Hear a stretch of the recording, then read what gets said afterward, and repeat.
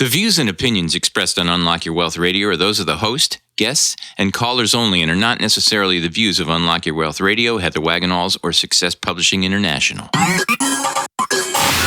Worried about retirement? Want to travel the world or just be around to watch your kids grow up, but you can't because you're drowning in debt? Now you can! With Heather Wagenhals and the Keys to Riches powered by Unlock Your Wealth Radio. Heather will show you how to stop chasing your wallet, eliminate debt, lose financial stress, and live the life of your dreams. If you truly ever wanted to have more, do more, be and give back more, now's your chance. Listen weekly to hear what others are doing to manage their money better with these proven strategies for building wealth with the Keys to Riches financial philosophy. Now, here's your host, Heather Wagenhals. Woo! That's me, baby. Heather Wagenhals here. This is the Keys to Riches powered by Unlock Your Wealth Radio, and it is sponsored in part by Audible.com. Get a free audiobook download at keystoriches.com/free book and click on the link to over 150,000 titles to choose from for your iPhone, Android, Kindle, or MP3 player. And you could even pick Yes You Can 2.0, the 7 Elements for Self-Empowerment, my latest book. All you have to do, you can get it for free. Why are you giggling? I was giggling about something else. Oh, okay. Well, anyway, that, for those of you who are joining us for the first time, is our maestro of Moolah, Michael Terry. Hey, folks. And I am Heather Wagenhals, your hostess with the Financial Mostess, and we will help you get your money mind right on today's show with the Keys to Riches financial philosophy. Miguel, what is this week's key? Become a voracious reader. Yes, it is. It is our final key in this season in our Keys to Riches financial philosophy. Moolah words of the day. I'm pretty excited about that.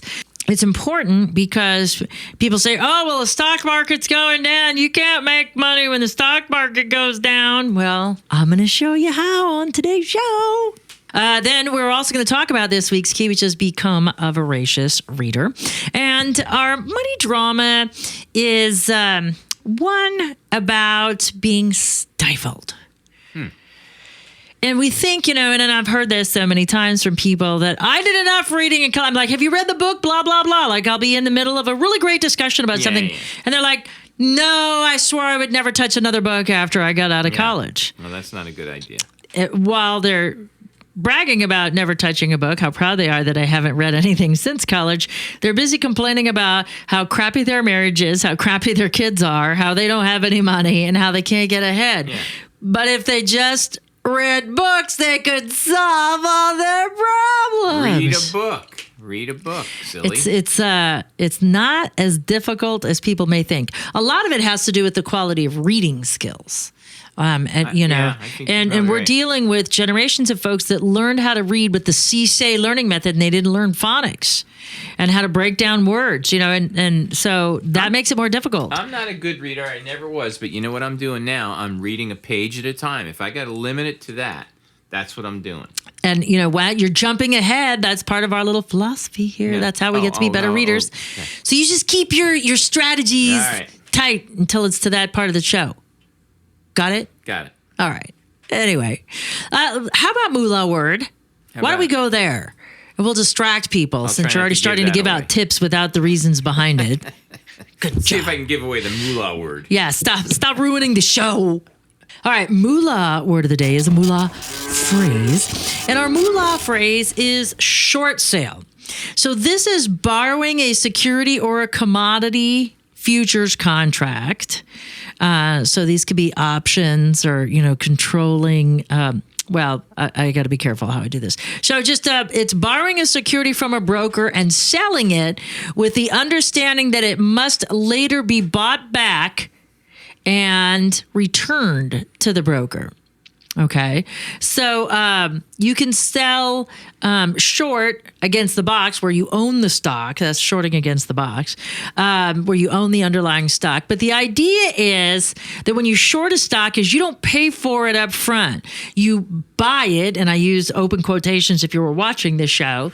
You would know that I'm saying you would buy it under the with the understanding that you're predicting the market's going to go down, and that when it comes time to pay it up, you will have bought it in the market at a lower price and then able to replenish the stock, if that makes sense. Okay.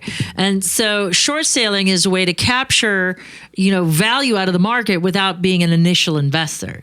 Now, if you buy, or like if you borrow this stock, if you short sale, meaning you sell a stock without owning it, is essentially what you're doing. Wow. Is you're selling a stock without owning, under the anticipation that the market's going to go down and you're going to make the spread. If you can't, or the market goes the other way, somebody's going to be SOL, because you're still going to have to go buy that stock to give it back.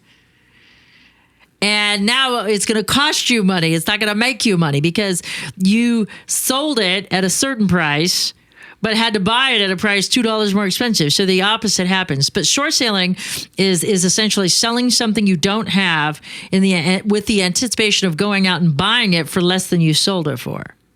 This is what hedge fund guys do, right? Yes. So they're anticipating stock is going to go down, but it's not. But hedge funds play the odds. They anticipate the thing. It's a little bit more involved than that. But if you think in terms of a single stock or a single share or a group of shares, like a single company, and let's say you think Apple's going to go down. You were talking with everybody at lunch and you heard that sales for the new iPhone weren't really high, and you think, oh, maybe they'll go down. I will short sale these stocks. I don't own them personally. I'll short sale these stocks, and then I'll short sale them today in the anticipation that the market's going to drop, and I'm going to buy them to fulfill that sale. And maybe this is the wrong time to bring this up, but what's the process? How do you do that? You call a broker to do it, or? Yeah, or you would execute a trade. You'd have to have the right type of trading account if you did it online. If you were doing online trading, you'd have to have permission to have that kind of an account. And you'd be buying on margin, to be kind of like using a credit card, if you will. That's kind of a credit line. Not really. No. I could sell you, like, let's say, you need a car and you're like, yeah, I'd like a 82 Buick or whatever. And so I'm like, oh, okay. Yeah. Well, what do you want to pay for that Buick Regal? How about $10,000? And you're like, okay. And so now I sold the car to you. I took your $10,000, but I got to go find me a Buick Regal because I don't got one.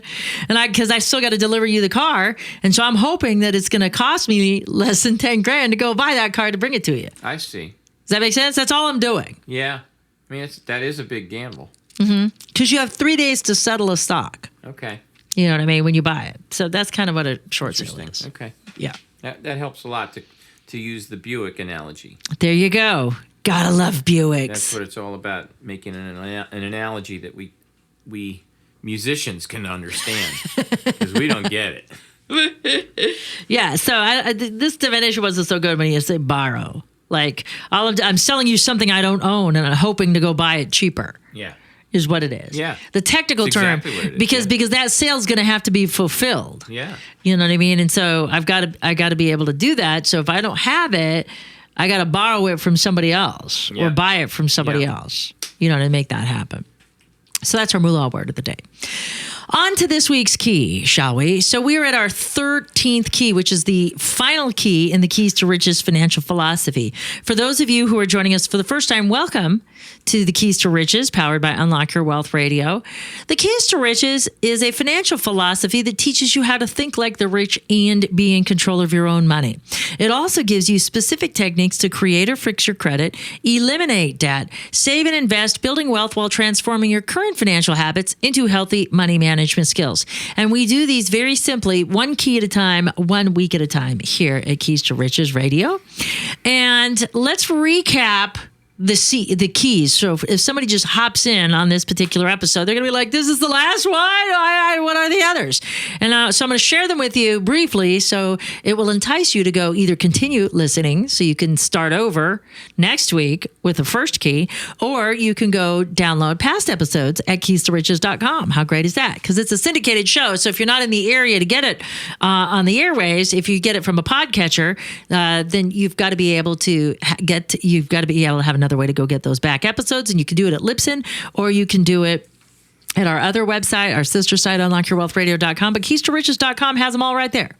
So you can really learn the process in that fashion right there. So the first key, because what we do is we do biology-based money management. And the reason why we call it biology-based money management is simple. It's because you already know to spend less and save more, right? I do. But we don't. Everybody says, whatever. We're living for YOLO. You only live once, right? YOLO. YOLO? Is that what that means? When you see a YOLO, it's usually a millennial. You only live once. And they're flying by the seat of their pants, and they're broker than broke. It's kind of like a carpe diem, huh? Exactly, a carpe diem. It's the new millennial version of carpe diem, if you will. So since we already know this, why don't we do this? If it was all about knowledge, because people say, "Oh, well, he just didn't know any better." And so it's not about knowing more, because it's about action, and action results down to behaviors, right? And we are biologically set up to fail at long-term management based on our biological drives. Yeah. Even though we have invented computers that think faster than us now, that can literally compute faster than us, we still process information the same way when we were eluding saber-toothed tigers. Mm-hmm. So what we have to do is we have to learn how to overcome that and be able to work with the way our biology works in order to manage money effectively. And that's what is, in essence, are the keys. So the first key is acceptance and affirmation. You've got to say, hey, I know what I know and I know what I don't know. And maybe you've made mistakes.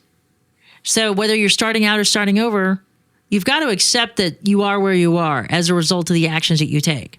So we have to think in terms of, well, if we measure our success in that way, we say, oh, well, I meant to be a millionaire, but I'm not even a thousandaire. I'm not a hundredaire. Yeah. I'm a negative $37.22 heir. then it's not that we weren't successful. It's that our actions led to that result. So we were successful in that respect, that our actions created our outcomes. So you take actions and plus resources equal outcome. All right. So you got to either change your actions or your resources. You may not always be able to change your resources.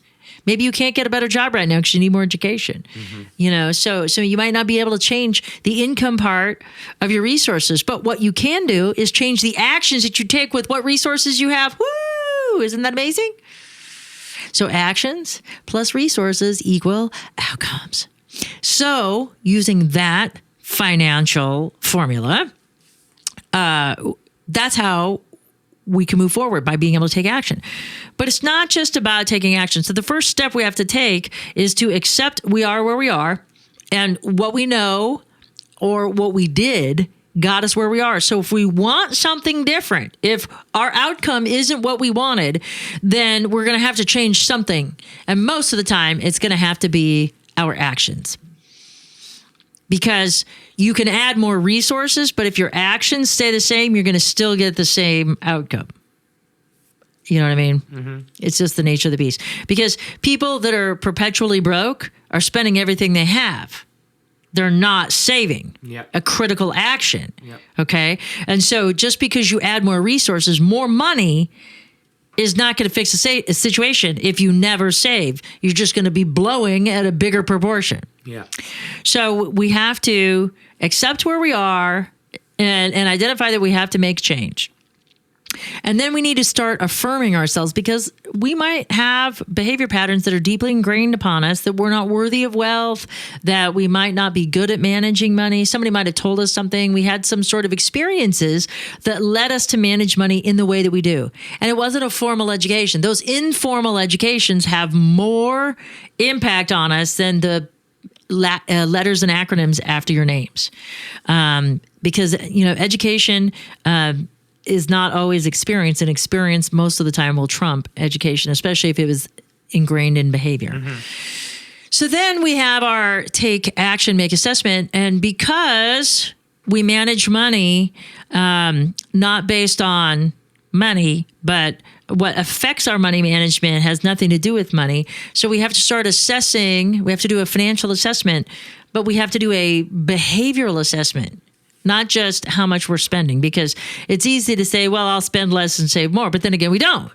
And we have no idea why. And it's because we didn't assess what's driving those behaviors. So that's where this assessment comes in, because we're looking for something specific. Then we get to the fun part. We create our goals using our Dreams with Deadlines goal achievement strategy. And then we take a knowledge assessment. After we create what it is we want to know, we have to do a mental inventory of what we do know. And we do that from a position of what we should know about money. And so this is where we learn about the 3-5 financial philosophy and address the 3 questions and 5 areas of concern that make successful money management. And so we'll learn that in the 4th key. The 5th key has everything to do with our biology, and that's take emotion out of the picture. And as we've been talking, we should probably evolve the key to take engagement out of the picture, because it's not just about emotions, it's about the biological engagement that occurs. It triggers the event or the action that's taken, and emotions are actually experienced after the actions are taken. And so that becomes part of the challenge. So here we're going to learn how to disengage from the particular event or experience, so we can be objective when we revisit it to manage it effectively. Then we move into hope for the best, plan for the worst, because one of the things that we know about the brain is that it doesn't make value judgments subconsciously. That's a conscious thing. All the brain deals in are knowns and unknowns, and that's how you get people that, like multi-generational child abuse is a great example. If that's what they were exposed to, then the assumption is, if my parents did it, it must be right. And so they perpetuate the violence, not knowing that it's wrong, socially or, ethically, whatever it might be. So here's where we learn how to address the unknowns in our lives, because, when we create a plan B, we alleviate the worry about the unknown from our brain so we can focus on achieving our plan A, which is what we did in Dreams with Deadlines. Then we move to break the budget, because now we've had a long enough assessment period that we can look at what is happening in our finances and when. Because the why is not so important. Why? Because we're getting, engaged. Biologically, we're becoming engaged in a situation. And so we know what the why is. The specific why is not relevant. But we need to know is what is happening and when is it happening, so we can figure out the how to resolve it. Because it's not about spending less and saving more. That's only part of it. We also have to modify the behavior behind those ineffective decisions. Okay. Then we learn after that is to not make seasonal exceptions, because that's the first thing we do once we get on track, is then we allow ourselves to be derailed by some sort of special occasion or significant life event. And so we learn how to overcome that with grace and style, and we use etiquette to achieve a nice circumvention to overspending. And so it's a perfect way to be appropriate and memorable without going into financial ruin to do so. Then we learn to start moving forward in our 3 questions and 5 areas of concern in building financial freedom. And that's creating credit. We understand what credit is and how it functions as a tool for building wealth, and not just accumulating stuff that we haven't paid for yet. And then we move into Remember Real Estate. And this is where we start doing our assessments because we can really catapult our ability to build wealth and create financial freedom by using the power of tangible assets. And from Remember Real Estate, then we went to 2 weeks ago, we talked about Forget the Perfection Principle. And we learned about focusing on the progress of the process and not the perfection of the process, because this is a process. Life is a journey, not a destination. It's not a race either. And so knowing that, we have to make adjustments for the terrain. And so by letting ourselves off the hook and forget the perfection principle, then we move on to our quarterly review, revise, and recommit, or practicing the 3 R's, which helps us stay on target for financial freedom, regardless of what life throws at us, which brings us here today. And now we are at Become a Voracious Reader. And this is how we sum up all of our keys. You are listening to the Keys to Riches powered by Unlock Your Wealth Radio. And this segment is sponsored in part by KeepMyID.org, the only service that actually prevents identity theft. All others are just monitoring services. Put your credit on lockdown with their special offer for Keys to Riches radio listeners today. Visit keys2riches.com/KeepMyID and start protecting your financial future right now. Remember to use promo code WAGS. So we are now talking about becoming a voracious reader. Reading does amazing things for us. And you know, I spoke about the money drama of people saying, I'm never going to do it. Well, here's what reading does for us without us even realizing it. Okay. So when we read great writing, number one, it's permanently etched. When we read information or a story, it materially alters the brain. That's why it's important to read good stuff and not gossip magazines. And it's always so funny when my husband and I go on a trip and we hit the little newsstand and I go get copies of The Economist, and because I like to look at worldview stuff, and I pick up other type of business magazines. He gets People, right? And he gets People and the Enquirer, and he refers to his publications as quality publications, and I'm reading trash. And it's just so funny. You know, it makes me think of that quote, and I can't remember who said it, but it was a really famous woman. And it says, great minds talk about ideas, average minds talk about events, and inferior minds talk about people.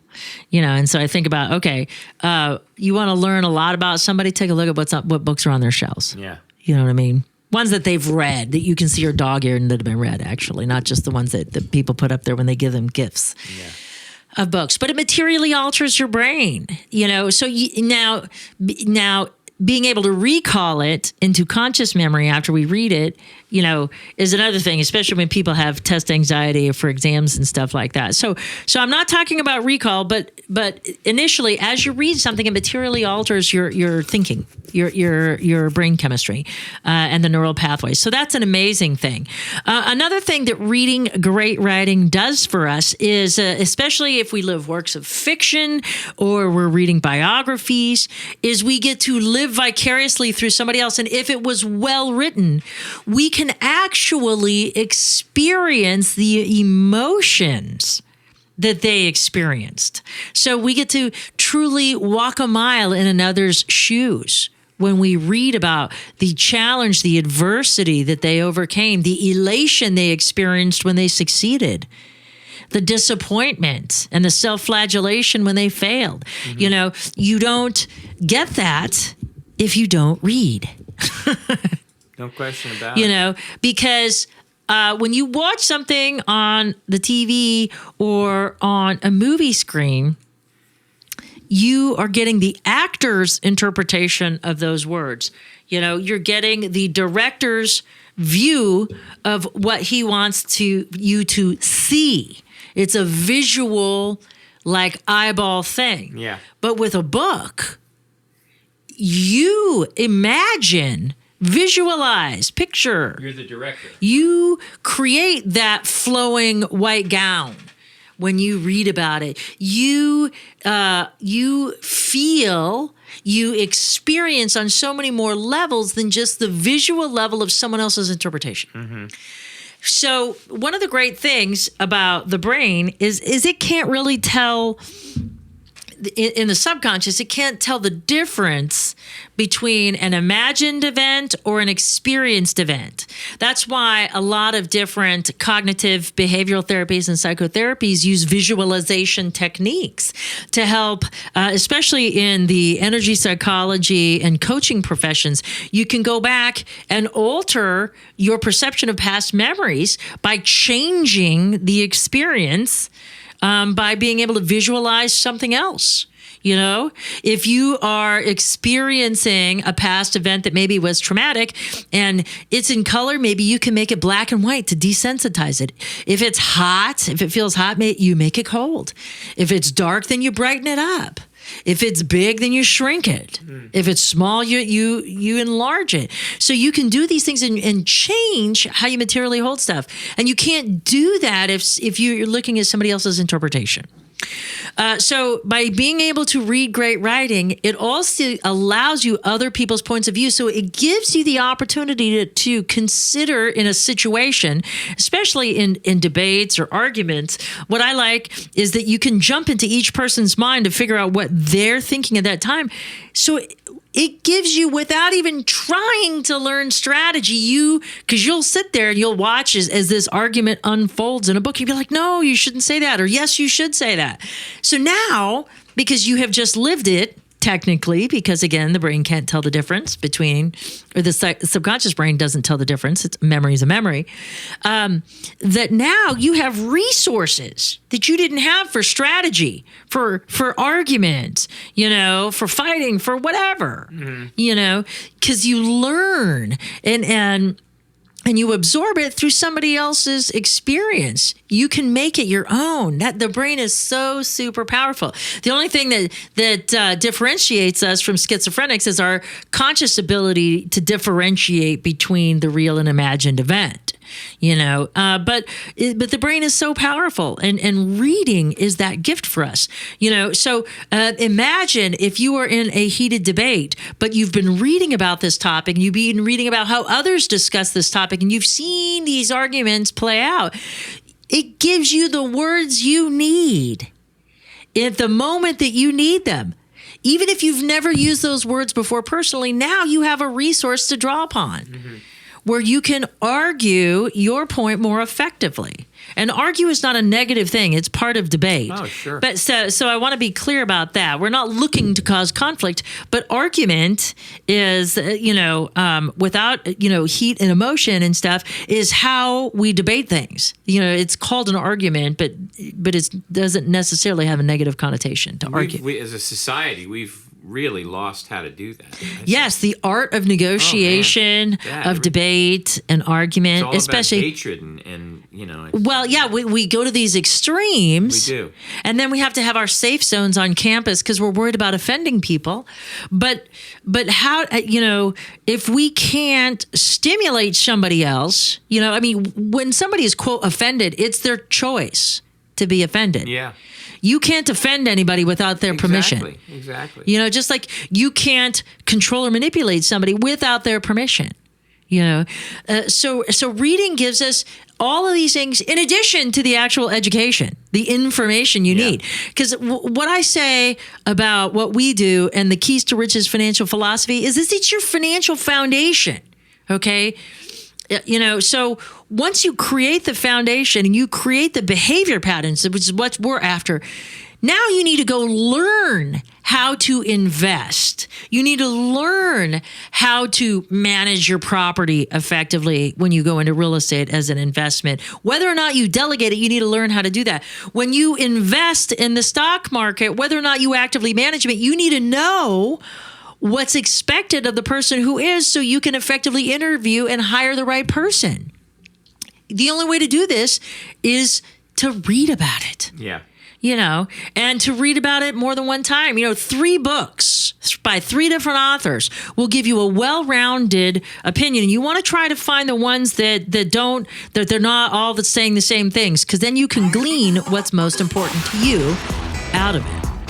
Well, that's it for this week's Key, and that wraps up this season of the Keys to Riches. Stay tuned for next week's show, where we start the keys all over again. And for more great resources and information to help you get your money mind right, please visit us at keys-to-riches.com. And for the maestro of Moolah, Michael Terry, I'm Heather Wagenhals. Now go out and unlock your wealth today. UnlockYourWealthRadio.com is produced by Heather Wagenhals and the Unlock Your Wealth Foundation. UnlockYourWealthRadio.com and its affiliates are copyrighted 2016 with all rights reserved. For more information on the Keys to Riches Financial Wellness Series, please visit our website at www.unlockyourwealth.com.